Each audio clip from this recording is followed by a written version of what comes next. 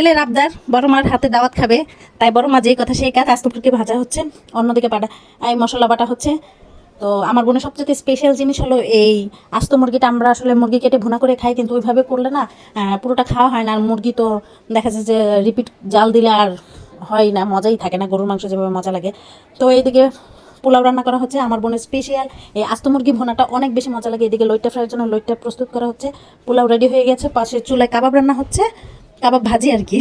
তো এই তো সব কিছু রেডি, টেবিলে হয়ে গেছে, এসে গেছে লইট্টা ফ্রাই, কাবাব, আস্ত মুরগি ভুনা, পোলাও। আমার ছেলের দাওয়াত খাওয়ার যে শখ হয়েছে সেই জন্য তার জন্য প্লেটে নিয়ে নিলাম, সাথে আমিও একসাথে খেয়ে নেব। এই তো মেখে নিচ্ছে, এখন তাকে মুখে দিয়ে জিজ্ঞেস করবো কেমন হয়েছে। সে অনেক খুশি, এক্সাইটেড। তো তার ওপিনিয়নটাই শুনে নিই।